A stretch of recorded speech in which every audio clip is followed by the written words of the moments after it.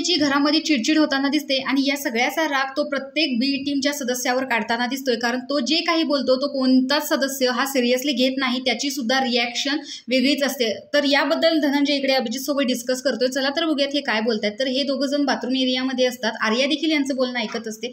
तर धनंजय म्हणतो की मी सिरियस जरी बोलायला लागलो ना तरी लोक माझं बोलणं सिरियस घेत नाहीयेत, त्याच्यावरती ते रिॲक्शन होत आहेत। मग मला असं होतं की मी बोलू का नको आता घरामध्ये, कारण कोणतीच गोष्ट माझी सिरियसली घेत नसल्यामुळे मला पण बोलण्यामध्ये इंटरेस्ट राहत नाही आणि मी टीम एच्या सदस्यांसोबत बसतो, बोलतो, त्यांच्याशी गप्पा मारतो। याचा अर्थ असा नाही की मी त्यांच्याशी कुठली तरी स्ट्रॅटेजी प्लॅन करतोय, मी त्यांच्याशी फक्त बोलत असतो।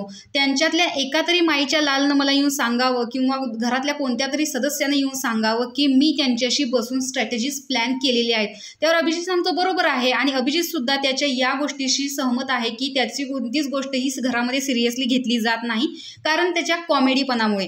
तर या गोष्टीला धनंजयनेच पहिली सुरुवात केलेली होती आणि आता घरातले लोक सुद्धा त्याला एवढं सिरियसली घेताना दिसत नाहीत। त्यामुळे धनंजयचं असं म्हणणं आहे की जर तुम्हाला मला सिरियस घ्यायचं नसेल तर मला टीम बी पण नको आणि टीम ए पण नको, जोपर्यंत प्रेक्षक मला या घरामध्ये ठेवतील। या 45 दिवस मी राहिलेलो आहे, आता जर त्यांना माझा खेळ आवडला तर ते मला ठेवतील किंवा घराबाहेर घालवतील, मी माझ्या स्वतःच्या बळावरती बाहेर जाईन। पण टीम बी ने मला नाकारलं म्हणून मी टीम ए बरोबर जाऊन हात मिळवणी करेन असं होणार नाही, मी त्यांच्यासोबत खेळणार पण नाही। मी वैभवला देखील म्हटलं होतं की मला तुमच्या दोघांची जोडी फोडून, म्हणजे अरबाज आणि वैभव या दोघांची जोडी फोडून मला तुला आमच्या टीममध्ये घ्यायचं होतं, पण तुमच्या मैत्रीमुळे मी ही गोष्ट करू शकलो नाही, हे स्पष्ट मी वैभवच्या तोंडावर बोललो आहे असंही ते धनंजय सांगताना दिसतोय। तर वैभवबद्दल केलेला धनंजयचा प्लॅन हा फ्लॉप झालेला आहे आणि आता धनंजय इथं ऑनेस्टीच्या गोष्टी करतोय। तर तुम्हाला धनंजयचा खेळ आवडतो का हे कमेंट बॉक्समध्ये नक्की सांगा। अशाच बिग बॉसच्या अपडेटसाठी आपल्या चॅनलला सबस्क्राईब करा। तोपर्यंत बाय।